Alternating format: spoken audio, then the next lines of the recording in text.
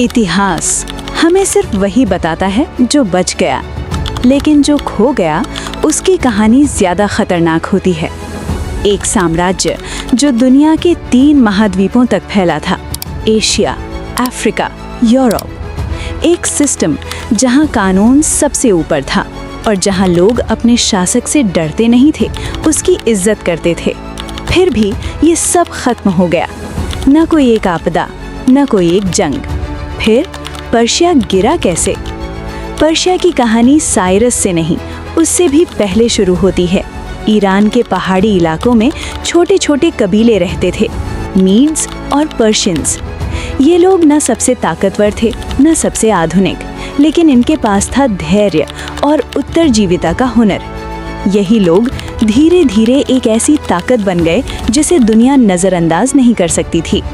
फिर आया साइरस, एक ऐसा नेता जो बाकी सबसे अलग था। जहां दूसरे राजा डर से राज करते थे, साइरस ने भरोसे से राज किया।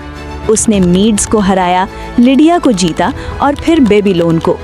लेकिन सबसे दिलचस्प बात, उसने जीतने के बाद क्या किया? न लूट, न तबाही, बल्कि लोगों को आज़ादी दी। गुलामों को रिहा किया गया, मंदिर वापस बनवाए गए और धर्म की आज़ादी दी गई। ये सब कोई इत्तेफाक नहीं था, ये एक मास्टर प्लान था। गहरी बात, जब लोग तुम्हें अपना समझने लगे तो उन्हें नियंत्रित करना आसान हो जाता है। पर्शिया की असली ताकत उसकी सेना नहीं थी, उसकी ताकत थी उसका सिस्टम। साम्राज्य को सत्रापी में बांटा गया, हर क्षेत्र का अपना गवर्नर, लेकिन सब सम्राट के नियंत्रण में। टैक्स वसूले जाते थे, सड़कें बनाई गईं और एक संचार नेटवर्क तैयार हुआ। रॉयल रोड 2500 किलोमीटर लंबी, जहां संदेश कुछ ही दिनों में पहुंच जाते थे। आधुनिक सरकार का एक प्रोटोटाइप 2500 साल पहले। फिर आता है पर्सेपोलिस, एक शहर जो सिर्फ रहने के लिए नहीं बना था, ये बना था प्रभावित करने के लिए। हर खंभा, हर डिजाइन तुम्हें छोटा महसूस कराता था। ये सिर्फ वास्तुकला नहीं थी, ये मनोविज्ञान था। फिर पर्शिया का सामना हुआ ग्रीस से। छोटे नगर राज्य, लेकिन मजबूत इरादे। मैराथन, थर्मोपाइली, सेलेमिस, ये सिर्फ युद्ध नहीं थे, ये विचारधाराओं की टक्कर थी। लेकिन पर्शिया ग्रीस से नहीं हारा, पर्शिया हारा अपनी ही जटिलता से। इतना बड़ा सिस्टम जो धीरे धीरे सुस्त हो गया, फैसले देर से होने लगे, कंट्रोल कम होने लगा। एक साम्राज्य जो अपने ही आकार का शिकार बन गया। तब आया सितंबर। लेकिन सच ये है, उसने साम्राज्य को नष्ट नहीं किया, उसने बस आखिरी धक्का दिया।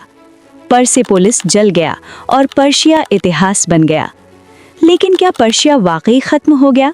नहीं, आज भी हर आधुनिक सरकार पर्शिया के सिस्टम को फॉलो करती है।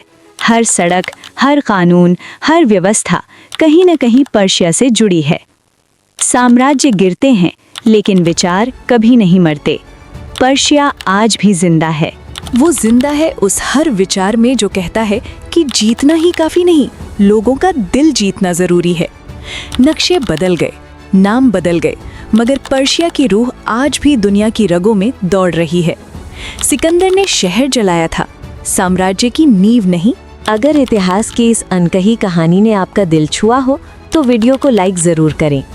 ऐसी ही और भी खतरनाक और दिलचस्प कहानियों के लिए हमारे चैनल को सब्सक्राइब करें और बेल आइकन दबा दें ताकि कोई भी चैप्टर मिस ना हो। कमेंट्स में बताएं अगली कहानी आप किस साम्राज्य या लीडर की सुनना चाहते हैं।